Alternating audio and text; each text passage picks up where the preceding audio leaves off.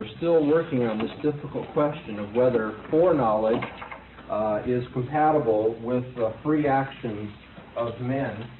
And we got to the point finally of St. Thomas Aquinas' solution to the difficulty that if God has already known what will take place, then what will take place takes place necessarily.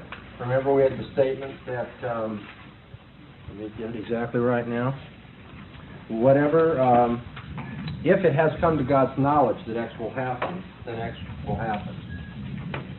All right, now we have up on the board the statement that we're dealing with. Here's this past tense remark that it has come to God's knowledge, but what has come to God's knowledge is about a future matter. It has come to His knowledge in the past that X will happen in the future. It seems to follow from that that X will happen.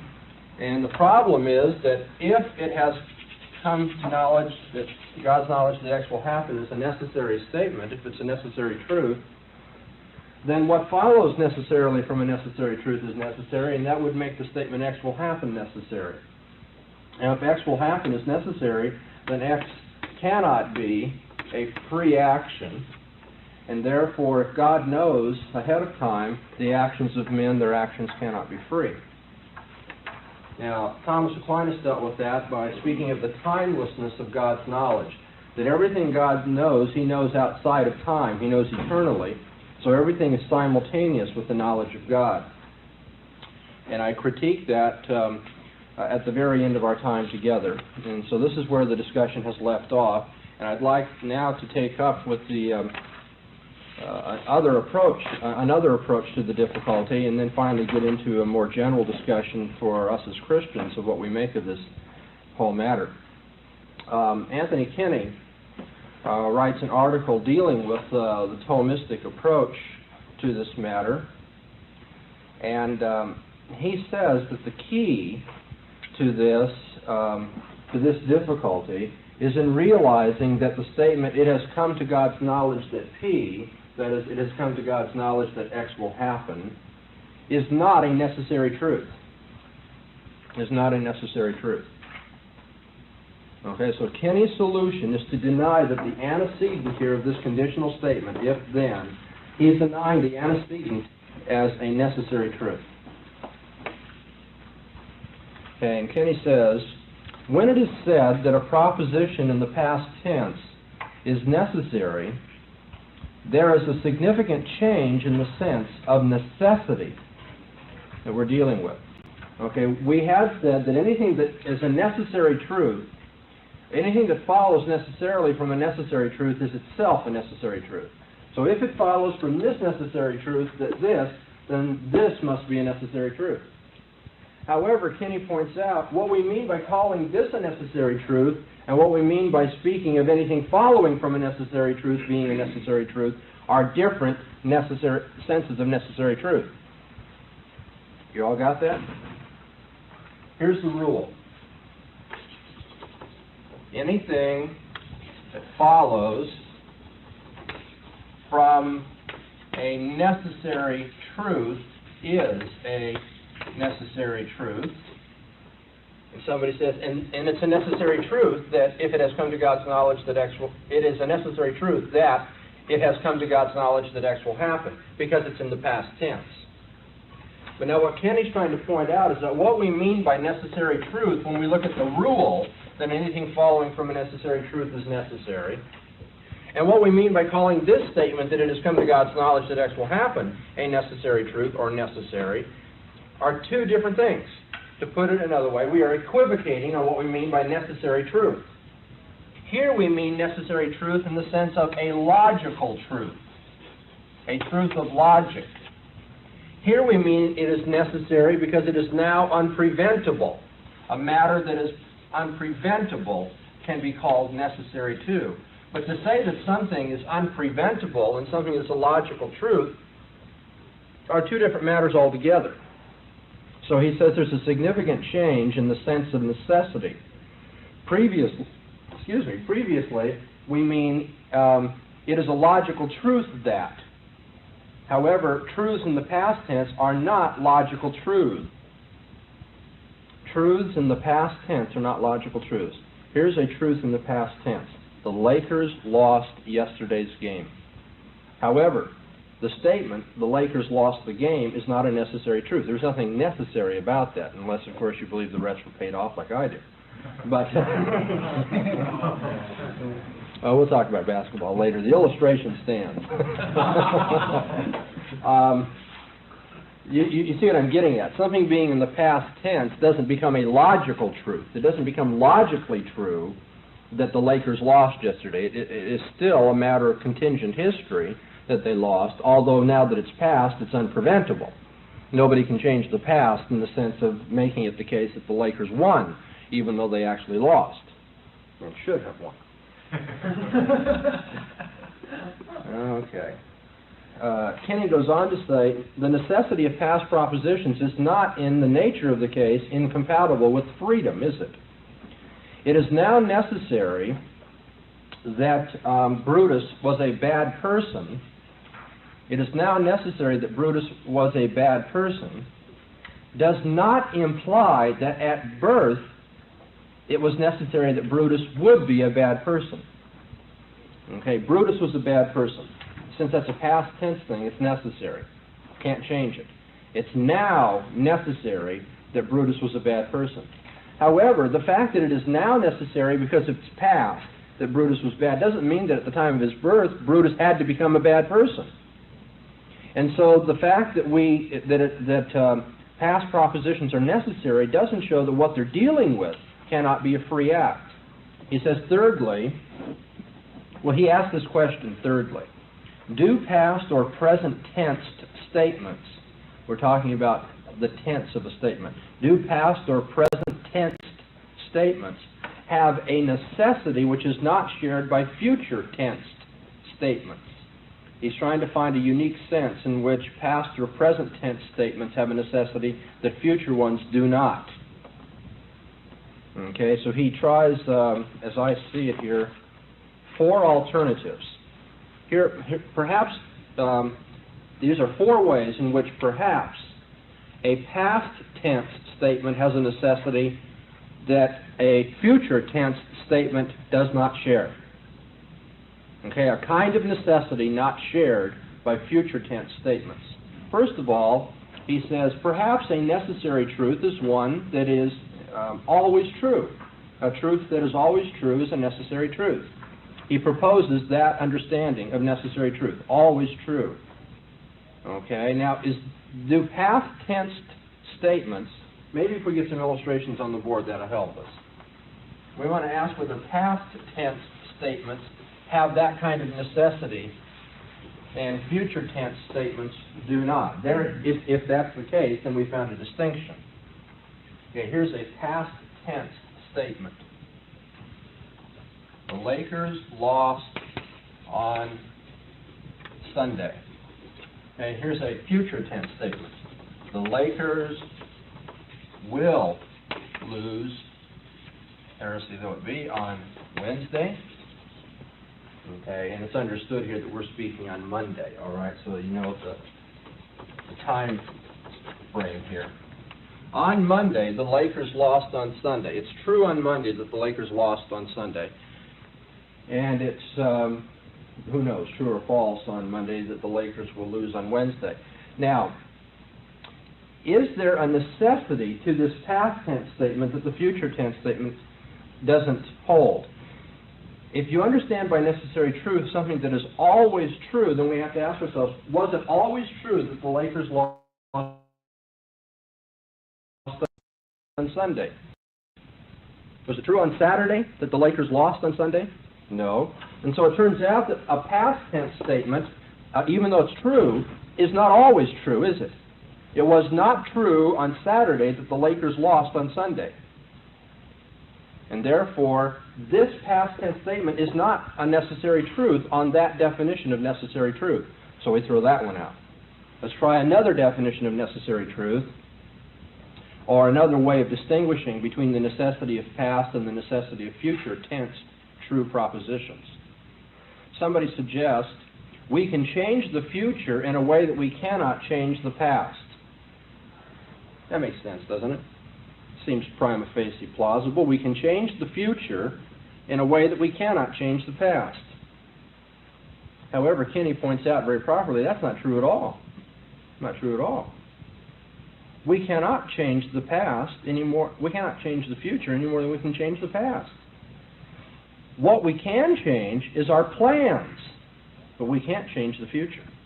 The future is that which takes place after all the changes in our plans. Consequently, the future is never changed. It just is what it is. And therefore, we don't really change the future. We change the apparent future. That is to say, it appears that things are going this way, and we'll change them by making some kind of drastic alteration in our plans. Somebody then alters. I'm going to go to a third sense in which you might distinguish future tense truths from past tense truths. Somebody says, well, we can change the truth value of a future tense statement, but we can't change the truth value of a past tense statement. Here we have a past tense statement. It now has a truth value. What is the truth value of this statement? Is it true or false? It's true. Okay. Is there anything I can do to change that? Can I change the truth value of that proposition? No, I cannot. What's that? Stay off the referees. No, it's done now. I can't change the truth value of it. Can I change the truth value of this statement? The Lakers will lose on Wednesday. Yeah, perhaps I could offer the referees a better bribe than whoever's bribing them now. In other words, if I got the referees to throw the game in the Lakers' direction, as well as they've been throwing it in the direction of Philadelphia, then perhaps I could change the truth value of the statement. Okay, the Lakers will lose on Wednesday. Now that has a truth value, and I can change the truth value of that statement if, well, you know, perhaps maybe Magic Johnson could change the truth value of that statement, okay? If he just started hitting from outside, then perhaps, you know, the Lakers will lose on Wednesday will become a false statement rather than apparently a true statement. But you see, we can change past tense statements in the same way that we can change future tense statements, at least some of them. The answer to this approach is, no, there is a way we can change the truth value of past tense statements. Let's take the past tense statement that the Lakers have won the championship series. Okay, that's a past tense statement. Yeah, I've got this right. The Lakers have won or won the championship series. Past tense statement. Now, was that statement true? And let me make it very clear. The Lakers have won the 1980 championship series. Past tense. Was that statement true 10 years ago? No. They hadn't, at that time, won the 1980 championship series. Is it true today? No. So the truth value of that past tense statement is now false. What will happen after the Lakers win the next two games? It will then be true. The past tense statement is now false, but it will become true. Okay? We're not talking about the event pictured. We're talking about the statement that stands in a tense. In the statement as tense, the Lakers have won the 1980 series, is not now true. It's false, as a matter of fact. They haven't lost it, that's true, but it is still the case that the statement they have won is false.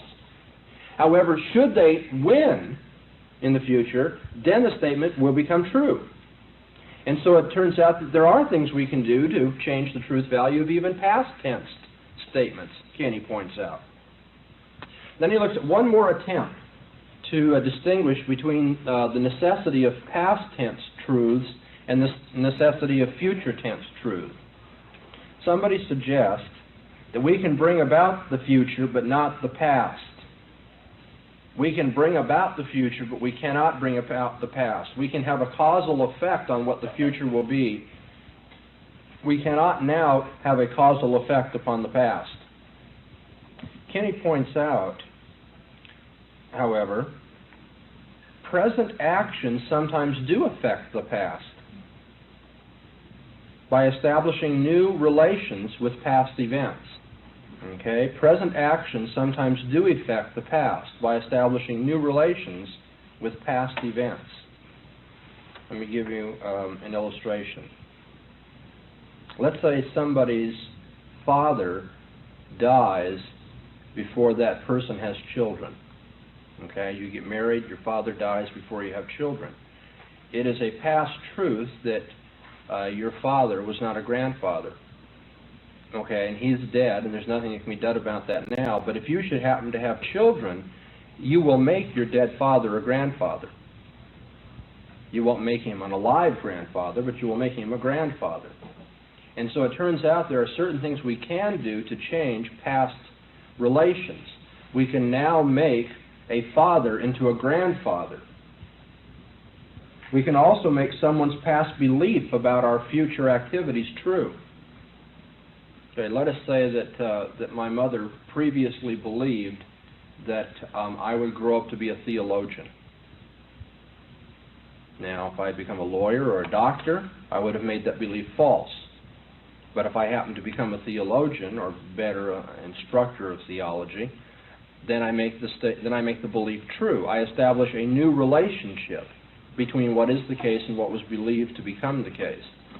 And so all Kenny is pointing out is that if you're very strict in your reasoning, there doesn't seem to be any obvious sense in which we cannot affect the past in a way that we can affect the future. That is, the distinction between future necessity and past necessity doesn't seem to be obvious. And so he concludes, so let me give you the conclusion, that the past tense proposition that it has come to God's knowledge that X will happen, this past tense proposition, it has come to God's knowledge that X will happen, that past tense proposition does not appear to be a necessary truth in virtue of its past tense. He concludes that that past tense proposition is not a necessary truth in virtue of its past tense. Okay, now there is one more move in his article that I have to take up, and that's this. He suggests that somebody might say, it is a necessary truth for another reason then. This statement that it has come to God's knowledge that X will happen is a necessary truth. Not because it's in the past tense, however, but for another reason. And that reason is, if I can find it now, that this is the knowledge of a necessarily omniscient, necessary being. That this is the knowledge of a necessarily omniscient, necessary being. And for that reason, it's necessarily true that it has come to God's knowledge that X will happen.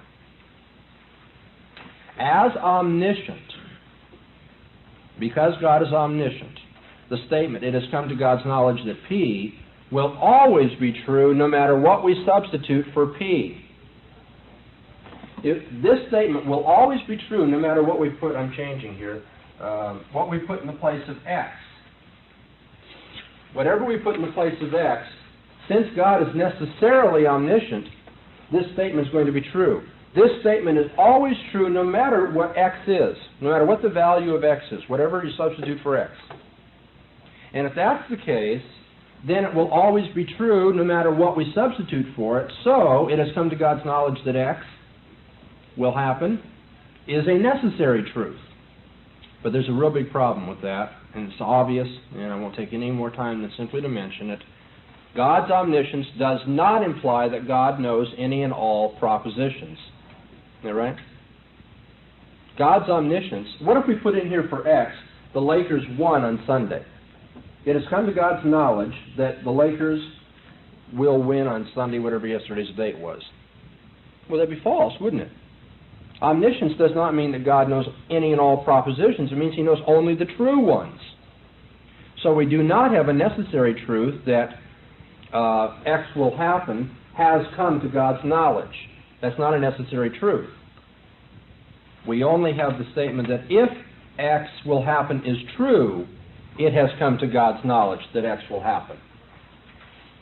And so Kenny concludes that a contingent proposition is by definition never a necessary truth. And if God foreknows a contingent proposition, for instance, predicting a free action, it does not become a necessary proposition, jeopardizing the freedom of the action mentioned. A contingent proposition is always a contingent proposition, is not a necessary truth. And so if God foreknows a contingent proposition, it does not become a necessary proposition. If God foreknows a proposition about a contingent event, okay, it has come to God's knowledge that the Lakers will lose on Wednesday. We'll use this future contingency. It has come to God's knowledge in the past that the Lakers will lose on Wednesday is a contingent proposition, a contingent truth. And the fact that God cannot be wrong does not make it a necessary truth that the Lakers will lose on Wednesday. Because by necessary truth we mean logical truth. It is not a truth of logic that the Lakers will lose on Wednesday. As though somebody were engaged in a contradiction in terms if he said the Lakers will win on Wednesday, as I have been saying all morning, without contradicting myself. All right? Any questions about Kenny's article? This is probably the easiest in a set, at least if you outline it right. If you understand what he's trying to get at, his explanations are very felicitous and clear, I think. Nobody has any questions? Then we'll move on to one that was quite a bit more difficult, and that of A.N. Cryer's. I thought in order to get prepared for today's lecture, it might do me some good to read in the Encyclopedia of Philosophy on future contingents in logic. And so I pulled out the Encyclopedia of Philosophy and read that shortly before I came to class. And as I was reading the short discussion on future contingencies, I said, this is sounding remarkably familiar to something I've read before. And so I finished reading the article, and lo and behold, the author of the article in the encyclopedia was A.N. Cryer. And so it's no wonder it sounded familiar, because he was just explicating in the article there what he explicates in his article that we have read. What was the name of the article? Many-valued logic. It's under M, many-valued? No, it's under L. What's under logic? Logic, many-valued. Okay, and we have that set here. Well, you used our set, right? Right. It is not now the case that the set which you have here was not there when I read it. I dig it, man. Okay.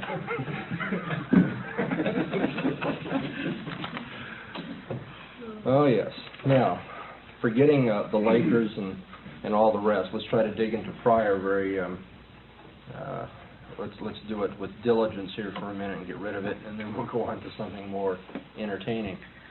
Pryor agrees with the objection that Aquinas has been dealing with, that if it has come to God's knowledge that X will happen, then X will happen, and consequently there is something necessary about that. He agrees with the objection, but he also agrees with Aquinas that there is some important distinction between our relation to the past and our relation to the future. That is, he's going to supply a distinction that Anthony Kenny did not supply. You all with me, if you were following so far? Kenny was looking for a distinction between past and future that Pryor is going to at least allegedly give to us. He's going to say we cannot alter the past in some sense that we can alter the future. There's a sense in which we can alter the future, but we can't alter the past in that way. And so what he does is he distinguishes between the determinant, it will be not P. Okay, it will be not P. Okay, and let's take as our proposition here, Lakers win on Wednesday. Okay. Now, if somebody says, it will be not the case that the Lakers win on Wednesday. It will be not P. It will be that the Lakers don't win. That is different from saying, it is not the case, now let me see, it will be not P is different from it is not the case that it will be P. Okay. Now the not in this second statement is negating the entire statement. It is not the case that it will be that the Lakers win. It is not the case that it will be that the Lakers win. It is not true that the Lakers will win. Is a different statement than it will be that the Lakers don't win. Now, I'm going to do something that I hope will not mislead you.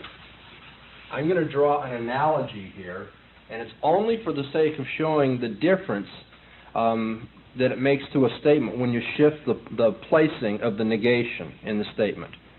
Okay, I'm not suggesting that future tense logic has anything to do with epistemic logic or anything like that. But now notice this. Bob believes that, not P. Bob believes that the Lakers won't win.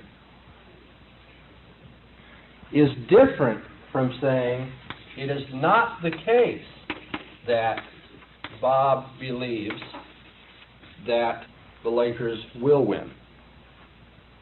Okay, here you have the not covering the entire statement. Here the not's only covering the proposition believed.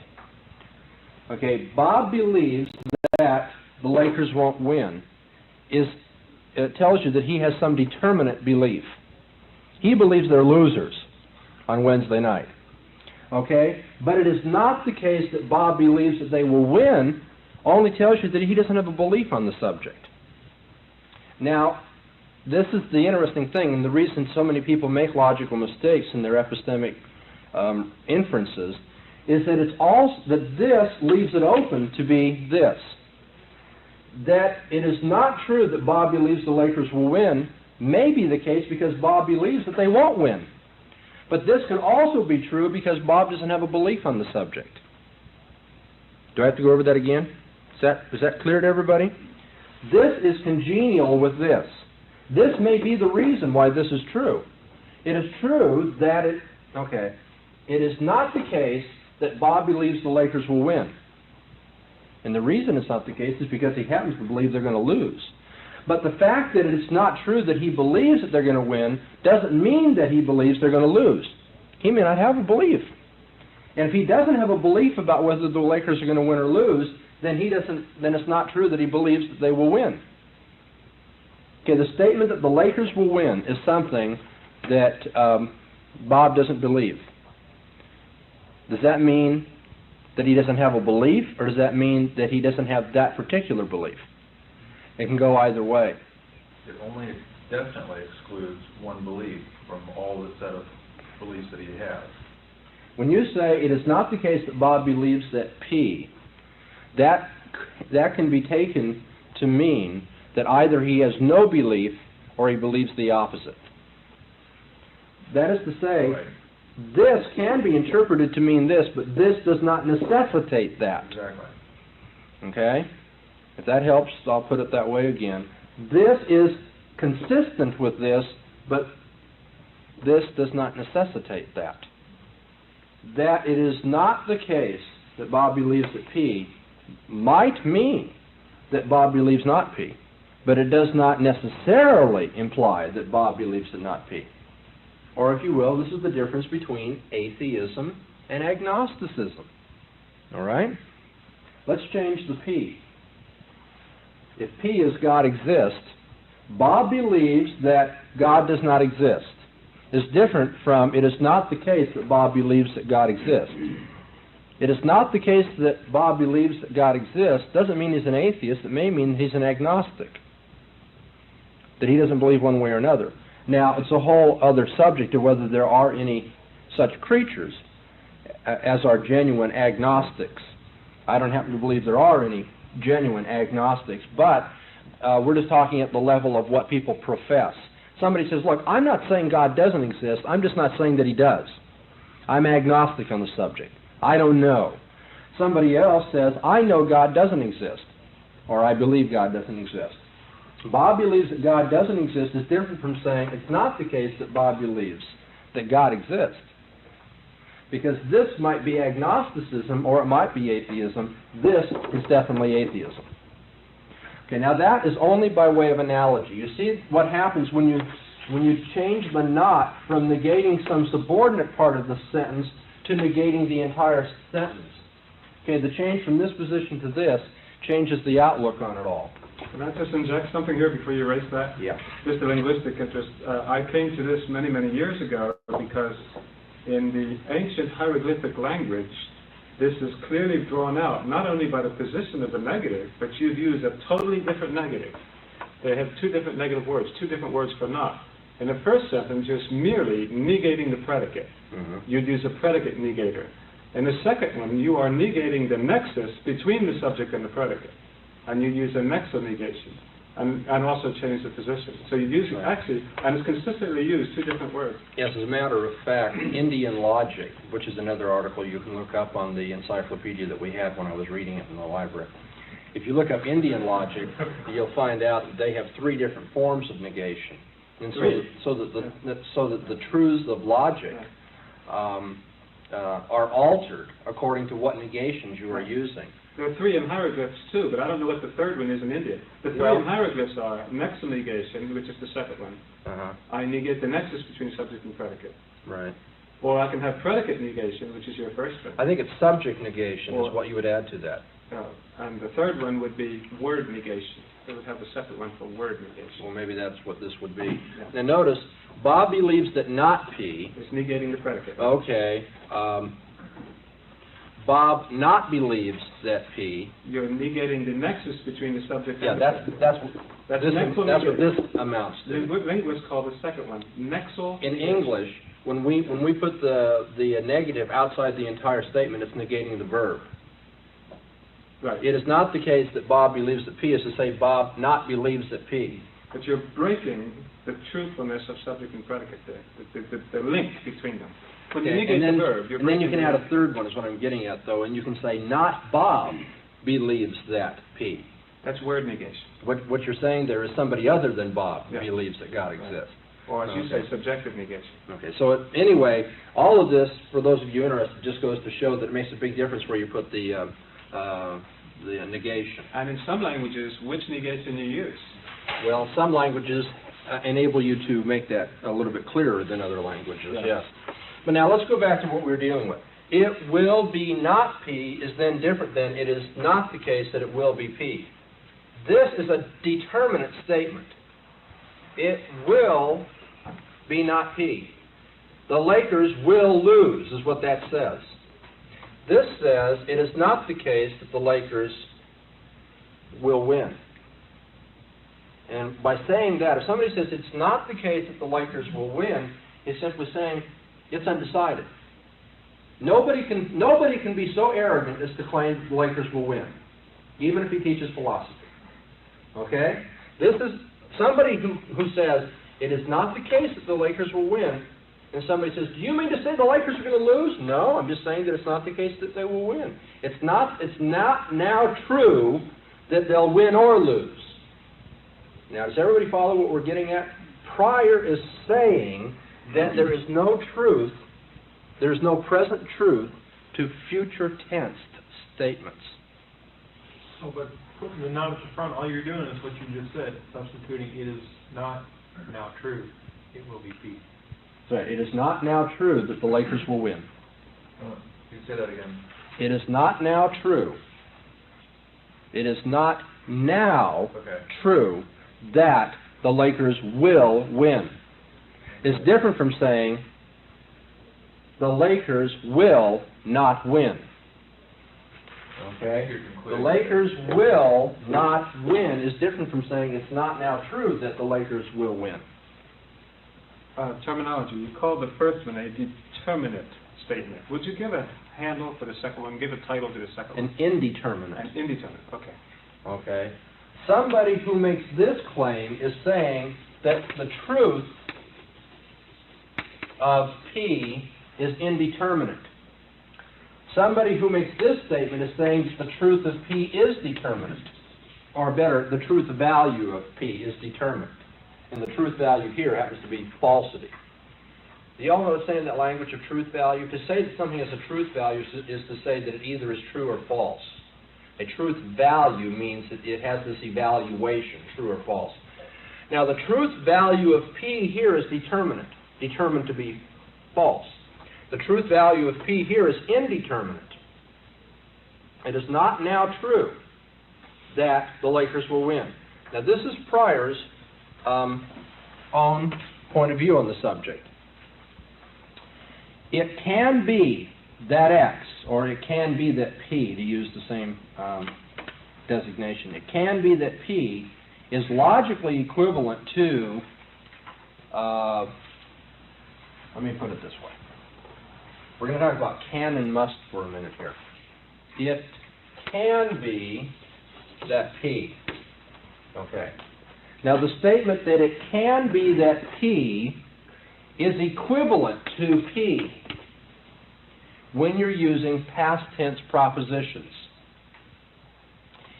Let me fill in the P for you here.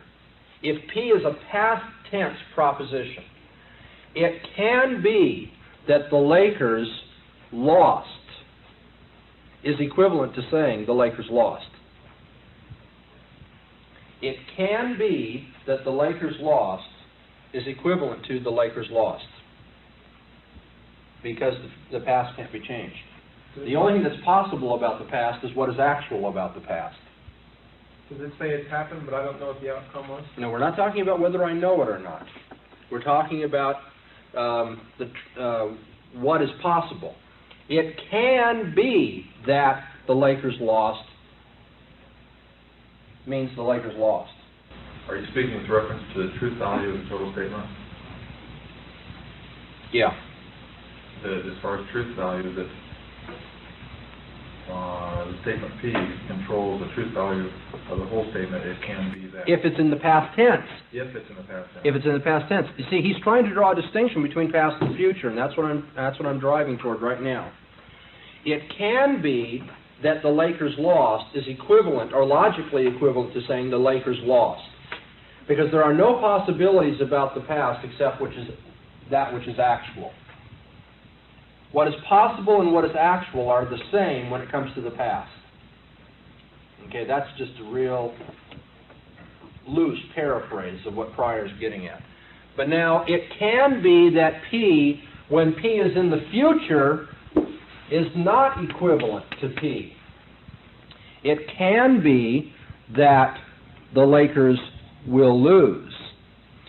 We're not saying the Lakers can lose. We're saying it can be the truth that the Lakers will lose does not amount to saying the Lakers will lose. And so Pryor has shown in logic, in tense logic, a difference between past and future when it comes to possibility. Okay? It can be that P is not equivalent to P when you're talking about future tense propositions. Okay, the P has to be in the future tense. But when it's in the past tense, then it is equal to P. All right, so he has shown there's a difference here. Now, he says, however, the difference between past tense and future tense propositions is not obtainable in any straightforward manner in terms of necessity. In terms of necessity. If we change the sentence on the board so that instead of it can be that P, we have it must. It must be that P, then this distinction between future and past tenses in P does not work out. There is no difference between future and past when it comes to necessity. When we examine it must be that P is equivalent to P, it's not, you do not get a different truth value or a difference between past tense and future tense propositions when you examine them. Okay, all I've been saying thus far is that Pryor has now suggested a sense for differentiating past and future with respect to possibilities, but not with respect to necessities. I'm going to go on now. I'm going to change gears, or so it will seem. I'm going to discuss the rest of the article. I am not discussing the article necessarily in the order in which it is written. Okay, I'm discussing the article in a way that I think will make it clear to you what he's getting at. That is, if I were to tell you what pages I'm discussing as I went through this, you'd see that I'm going back and forth.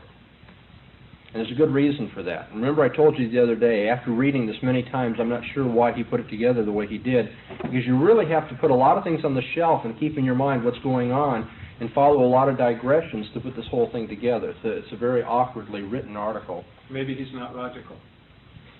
I wouldn't want to be in a position to have to say that to A.N. Pryor. I'm not talking about logic, I'm just talking about, if you will, pedagogy. Okay. The pedagogical way of presenting this, I think, is perhaps improved in my exposition. But the logical matters, he's way beyond us all, I think. Is he one of the heavyweights? He's one of the heavyweights. He's one of the leaders when it comes to tensed logic and the discussion of it. That isn't to say everybody agrees with him. I'm just saying that he's one of the guys that is paid attention to anyway. Okay, let's talk about the rest of the article. I believe that what is at stake in Pryor's discussion, what is really informing this, the thrust of his article, is his belief that the future is contingent and not yet decided. His unquestioned assumption is that the future is contingent and not yet decided. To put it another way, his belief is that what can be is not necessarily equal to what will be. He is saying that the future is not yet decided. Now then, kind of just tuck that away for the time being. I've kind of taken you behind the scenes, and I'm telling you what he's really driving at. The future is not yet decided. Okay, now let's discuss his article. He asks this question, does God's omniscience entail foreknowledge? Does God's omniscience entail foreknowledge? That God knows everything, does that mean that he knows what will take place in the future? When somebody says, well, obviously that's what omniscience means. No, Pryor suggests that maybe omniscience is rather that God knows that P is always in the present tense. God presently knows all there is to know. Okay, so I'm going to distinguish between two views of omniscience. Okay, on one view of omniscience, it includes foreknowledge. Just between us, before we get there, Pryor doesn't like that idea. Okay, he doesn't believe in foreknowledge. Now then, another view of omniscience is that God knows everything there is presently to know. God presently knows all there is to know. That includes the past? Includes the past. Well, includes all there is to know. But now notice, somebody who holds this view could go on to argue that nobody can know the future. In the nature of the case, the future can't be known. Now, if in the nature of the case, future can't be known, then God presently knows all there is to know does not mean that he has foreknowledge. It simply means that presently he knows everything there is about the present and past. We're not saying in number one that he knows the future as present. We're not saying. No. We're talking about him. Number one is all people who believe in foreknowledge, whether he knows it as present or knows it as future. Well, I'm not going to get into that. Okay. Because Aquinas doesn't have a genuine sense of foreknowledge, it turns out. And Pryor, see, this is part of the confusion of the article. Pryor is pointing out that maybe, although Aquinas made these mistakes, this idea of simultaneity and everything, that if you explicate Aquinas, that this is what he was getting at. Yes, that God presently knows all there is to know. God presently knows all there is to know, but even God can't know what's going to happen in the future. Because Aquinas would deny that. Right. Aquinas would. In terms of the logical thrust of what Aquinas was getting at by this simultaneous knowledge of all things, Pryor suggesting this interpretation.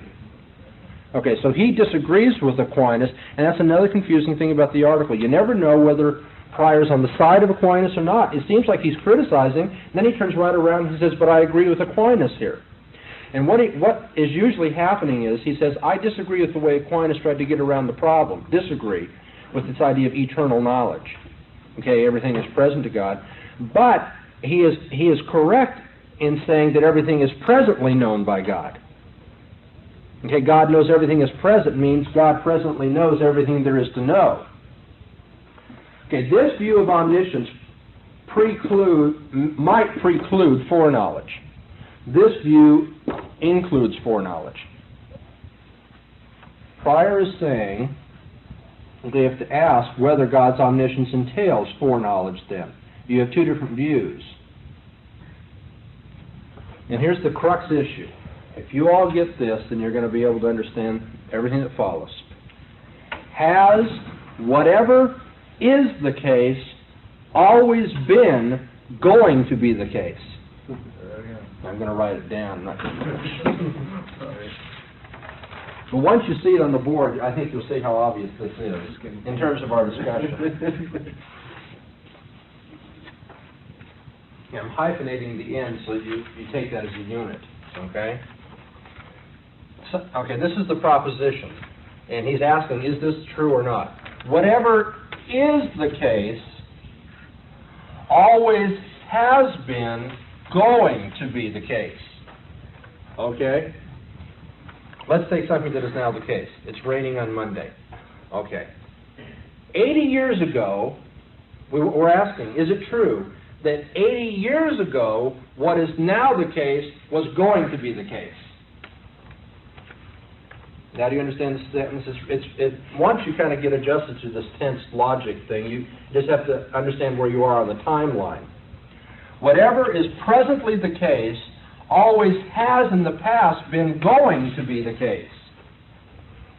Okay, so we have raining on, what is the date today? I'm lost. May the 12th, okay? It's raining on May the 12th, 1980. Was it true, let's say in 1960, was it true in 1960 that it was going to be true that it's raining on May 12th, 1980? Whatever is the case has in the past always going to be the case. Always has been going to be. The future tense truth of what is the case has always in the past been the truth. Now Pryor's asking that question. That's the issue, and he's asking whether that's true or false. Has whatever is the case always been going to be the case? If it will be the case that P has always been true, has not always been true. If it will be the case that P has not always been true, then God could not always have known it.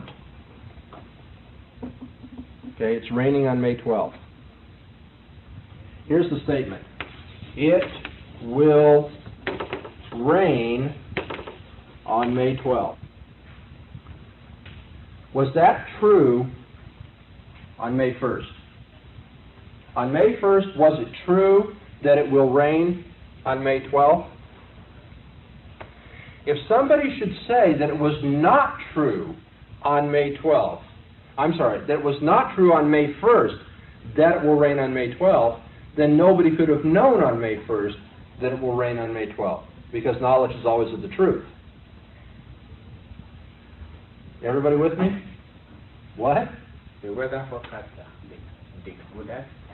Yeah, well, I think what he is getting at is that even for a weather forecaster, it is not true on May 1st that it will rain on May 12th. Although then we have to make, this is the difference, that with respect to causal necessity, if we have grounds for seeing that something will take place tomorrow and that it's causally determined or very likely, that's another matter altogether.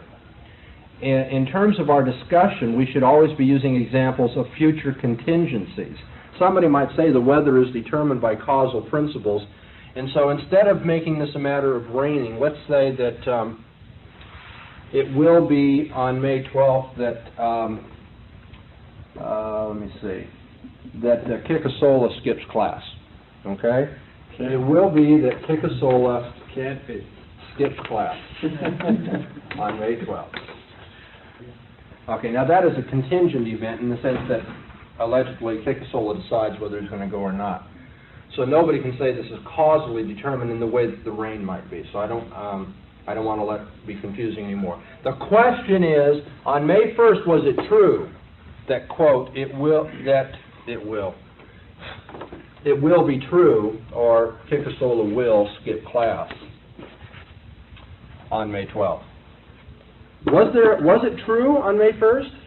Now, our natural, I think, inclination, intuitively, is say, well, it was true or false, yeah. And if it was really going to happen, then it was true. Pryor is suggesting that it was neither true or false. there was no truth value for the statement on May 1st. He's suggesting that truth, that anything that's indeterminate cannot have a truth value. Remember when we have the two statements on the board? The determinate one, it will be not P, that's determinate.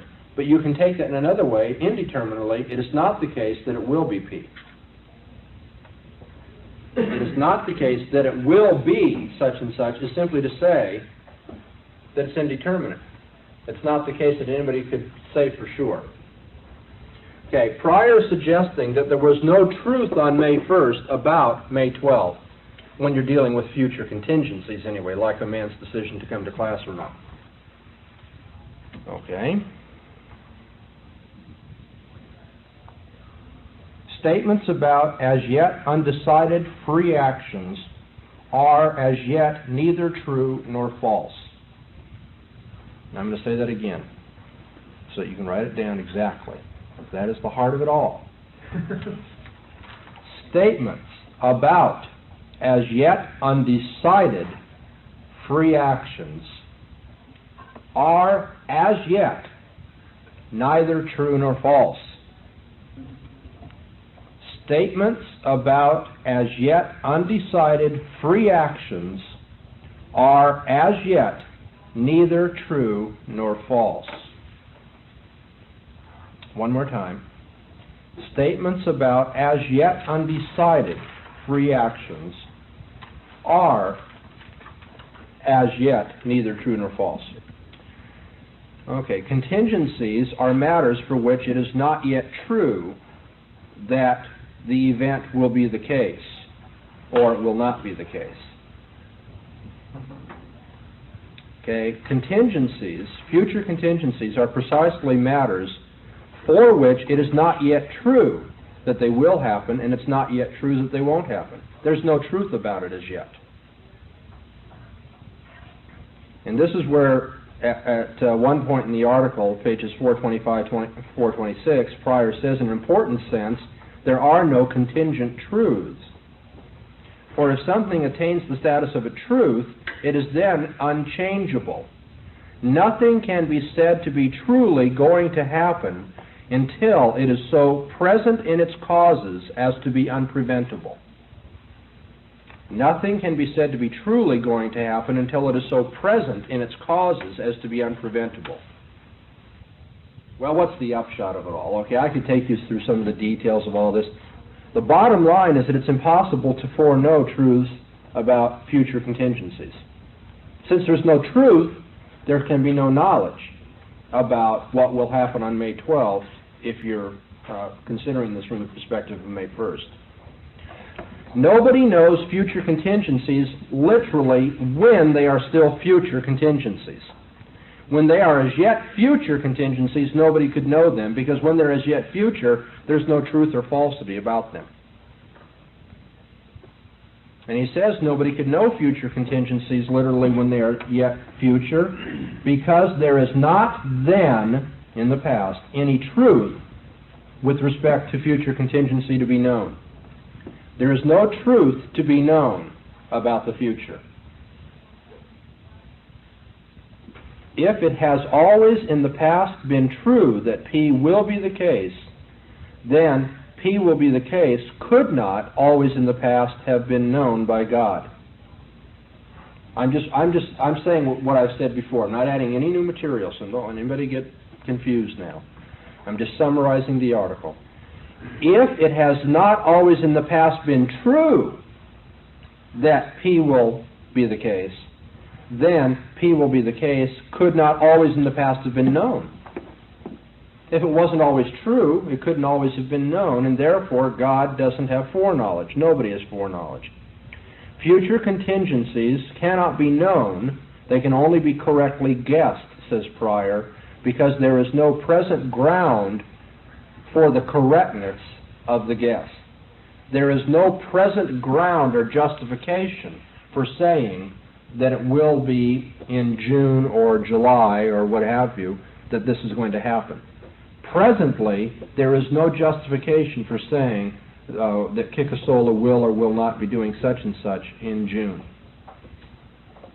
Presently, there's no justification. There may be a correct guess about it, a well-informed guess about what's likely, but there can be no justification, no knowledge for sure, for certain, what he will be doing. Conclusion then, God's omniscience must be in the present tense. The conclusion, as I've erased it now, that we have to take this second view of omniscience. That if P, God knows P, is always in the present tense. God knows what is happening when it is happening. And thus there is no foreknowledge. I would think it would be better to say God's omniscience must be limited to the present tense, because then it distinguishes it from Aquinas. No, it's not limited to the present tense, because he is always in the past known too. It's not that right now God knows everything. He also knew everything yesterday. Limited to past and present, I want to say. No, but it's not. You see, that's the point with all this tense logic, that you can't do that. If it was that simple, he wouldn't have had to write this long article. It's not that God only knows things about the present and the past. It's also that he always has known about the present and the past. It's always the case that God knows what is and what has been true. That's his view of omniscience. God has always known everything there is to know. God has always known everything there is to know. But nobody can know about the future. So God couldn't have known about the future. Omniscience does not include foreknowledge, then, on Pryor's view. Because God always knowing whatever there is to know doesn't include foreknowledge. Foreknowledge is never anything somebody can know. It seems that as much as Aquinas talked himself out of there being any real foreknowledge, I think Pryor's talked himself into allowing for foreknowledge. That is, if you know all the things that presently are, which includes not only the facts of existence, but the processes of all reality, then you also know perfectly well those processes to the extent you know where they're going. Well, not with respect to future contingencies you don't, because in the nature of the case, present causes do not determine future free decisions. I may flippantly decide not to come to class. See, he does not believe, as I do not believe, and I don't believe any Christian believes, that there's a causal nexus to the universe such that if you knew everything there was about the previous conditions, yesterday, for instance, you could determine what Kikasola would have been doing this afternoon. Because free decision means precisely that you can go against all the current inclinations and influences. He could just flippantly decide to be irrational today and not come to class. You mean rational? You mean rational? No, I meant irrational. There was no infelicity in my illustration. Okay. Now, before we get too terribly excited about this, We're not too excited.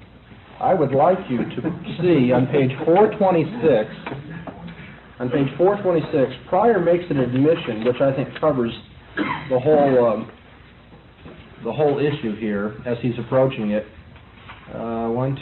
Third line down. He says, this is, of course, a terminological difference rather than one of substance. And with that, it's the end of Pryor. Why is that the end of Pryor? He's saying, well, I'm just going to use my language and such.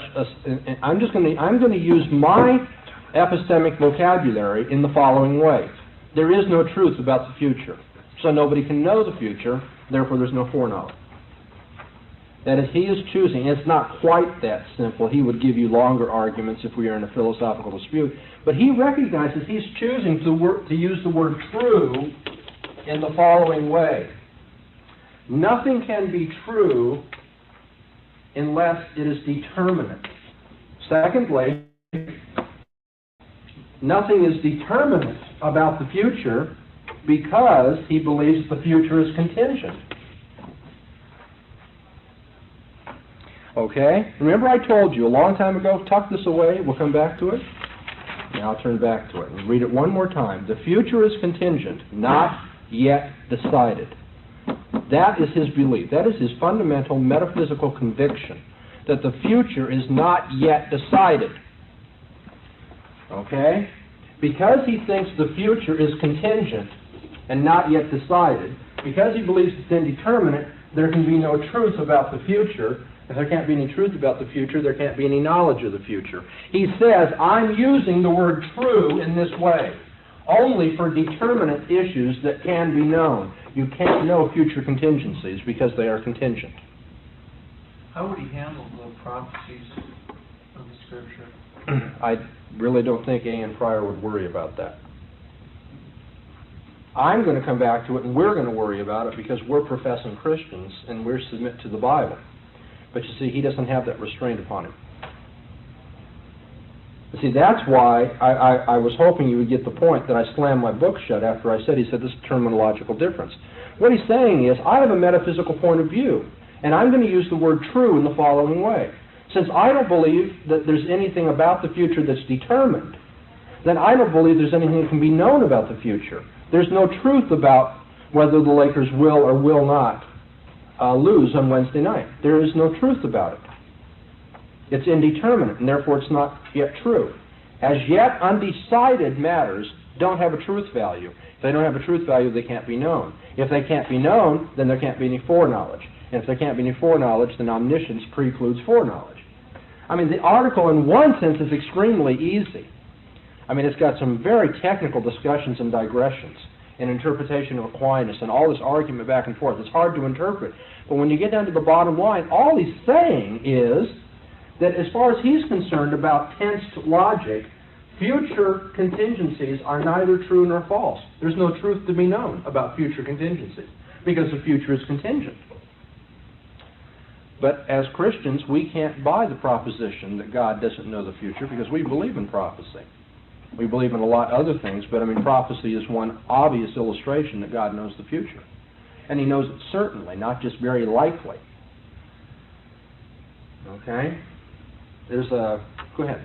Are you saying that his presupposition, his metaphysical presupposition, has shaped his ideas about Epistemology. and truth? Exactly. And on that basis, we can disagree. Exactly. But now, before we say that, let me remind you that the Christian church has its own history of dispute about this matter. And this is where the heavy part comes. Okay? I mean, all said and done, we can be kind to each other, we can be gracious, charitable, try to represent each other's views in the best possible way. But gentlemen, what I want to suggest to you is I don't see philosophically how you can escape Calvinism. And the reason for that is if you believe in God's foreknowledge, then you must believe that it's determined in advance. The only reason it was true in the days of Isaiah that the suffering servant would die is because it was determined in the days of Isaiah that the suffering servant would die. Of course, it was determined before the foundation of the world, too. But the point is, in Isaiah's day, it could be prophesied that the suffering servant would die because it was a determined matter, metaphysically determined that he would die. In fact, we read in the book of Acts that God foreordained the death of his Son. That God knew the death of his Son because God had foreordained the death of his Son. Now, if somebody says, I don't believe in predestination, I don't believe that God determines the future, well, then you got Pryor facing you right there. He says, you don't think there's any determinant about the future? Well, then how could God know? And at that point, most Christians, most evangelicals, and I'm not saying this at all bitterly or at all sarcastically, but most Christians fall into metaphors. He looks down the corridor of history and happens to see it.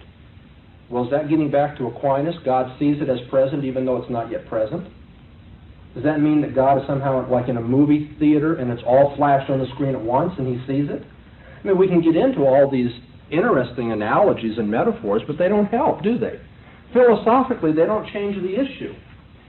I was going to point out that Pryor sees what's at stake here because he says at one point of Jonathan Edwards that Edwards and he are really getting at the same thing, except that he and Edwards have different conclusions. He says on page 421 at the very bottom, he says, I take this point from Jonathan Edwards, who reproduced this objection 7 in the 18th century for a different purpose. Okay? He says, what I'm saying is essentially what Edwards observed, but he observed it for a different reason. Not to show that God cannot know future contingencies, That's what I'm trying to point out, that God cannot know future contingencies. There can't be foreknowledge. This objection we've been going through is, I'm using it to show you that God can't have foreknowledge. No, Edwards used it for another reason, not to show that God cannot know future contingencies, but to show that just because God does know all the future, none of it can be contingent. You see, Edwards reverses this. Edwards says, look, it doesn't bother me to say that the future is not contingent. What is the underlying thrust of Pryor's outlook philosophically? The future must be contingent. What we must guard at all stakes, no matter what happens, come hell or high water, is the freedom of man. We've got to guard the freedom of man. Now, man cannot be freely deciding this if God knew it in advance, because if God knew it in advance, it was determined. Now, Edwards, and therefore, Pryor says, omniscience doesn't include foreknowledge. God couldn't know the future. He couldn't know the future about the free acts of men. Edwards turns it around. He says, just because God knows the future, men's acts are not in some sense free. They are determined. Now, there's another step to the argument, one that Pryor doesn't anticipate, one that he probably wouldn't like, and that's that what God knows is future, he knows to be free. He determines the free acts of men. Okay. Yeah, if so God cannot know, as the medical doctor would know that the patient is going to die tomorrow, but he has not determined it. Wouldn't God know in that sense? No, he couldn't know in that sense, not a free action. Because you see, you're always talking, your weather illustration and your medical illustration conspicuously have about them that they are determined by causal factors. But there is no causal factor that has determined whether Kikasola would come to class or not. There may be a lot of causal factors that would incline him to come to class. It may be his habit. It may be that he gets up on Monday morning and says, oh, this is the day I go to class. And because he's just into there. But as a matter of fact, he could just decide not to. Because it's within his free power, he could decide not to do it. There is no causal factor that makes his coming to class inevitable, like malaria makes death inevitable, as the formation of the clouds makes rain inevitable. You see, these causal factors do not determine what we will do. Let me play it out this way, okay, in terms of a dialogue. Let's say we have a Calvinist talking to a Skinnerian behaviorist. Okay, and the Skinnerian behaviorist is just abhorred at the idea that God determines all of our actions in advance. Okay, he says, and let's say he's a Christian Skinnerian behaviorist of an Arminian stripe. Okay, now the reason I'm setting this up this way is only for the sake of illustrating 2 points of view. Okay, not to talk about the truth value of either of them. Okay, the person who says, I don't believe God predestines whatever happens. I think he only foreknows it. Okay, and the Calvinist then, brings out this line of criticism and says, now how could he foreknow it if he hadn't predetermined it? It has to be determined in advance if God's going to know it. And if it's determined in advance, then as a matter of fact, men in some sense don't freely do what they do, in the sense that they can do contrary to the plan of God. Okay, and now the Arminian Skinnerian behaviorist says, oh, no, he could have just known all the causes that were going into it. He could just know all the factors that were going into it. And so I'm going to guard the freedom of man by what? Making man subject to created factors. That is to say, I'm going to choose a different form of determinism. I'm going to choose psychological, biological, environmental determinism over against divine determinism. To escape divine determinism and salvage foreknowledge, you have to become a determinist of another stripe. And what I want to suggest is, with all my heart, we don't want that kind of determinism. Because whether you like Calvinism or not, no Calvinist who is sensitive to the Scriptures believes that God's predestination takes away the free choice of men. Men will always do what God predetermines, but God predetermines that they do it freely, that they do it according to their own wishes. And not necessarily chemical determinism. It's not chemical determinism, it's not logical determinism, It is in some mysterious sense divine determinism. Okay? Now what I'm saying is, if you're going to say foreknowledge by appealing to the fact that God knows all the causes that go into our decisions, then you're going to lose man's freedom in metaphysical determinism on the creaturely level. That there are, if you will, environmental, biological, chemical, psychological, whatever you want, determinants that make our decisions what they are, and there's nothing that can be done about it. And since God knows all those factors, He doesn't have to add now another divine determination to it. He just looks down the corridor of history, evaluates all the factors, and comes out at the end of the computer, Hickasola will be in class. But you see, that's a heavy, heavy price to pay for not wanting to believe in predestination. It is to say, I don't want to believe in divine determinism, and so I'd much rather have creaturely determinism. I'd rather have it subject to a universal machine than to say God is in charge of everything. Well, I'm saying, in a real sense, the harshness of God is kinder than men.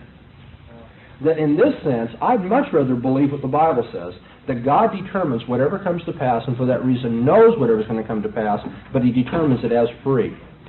God determines in advance that I will freely decide to come to class today. And you say, but how can it be a free decision if God has determined it? And why didn't anybody tell me that I've gone 8 minutes over? I'm terribly sorry. I didn't mean to keep you like this. You're all imprisoned here. When we come back on Wednesday, I'll try to tell you how this Calvinist reconciles the idea that God determines the free actions of men. But at this point, I simply want you to see that foreknowledge requires foreordination. It requires determinism of some sort, and you've got to choose whether it's a divine determinism or a creaturely determinism. That is, there's creationally determinism. Some elements of creation determine what we'll do, or some supernatural element determines what we'll do, but determines that we do it freely. Okay. On Wednesday, we can finish up in about 15 minutes, I think. And then we'll get on to the problem of evil. So do your reading on the problem of evil for Wednesday.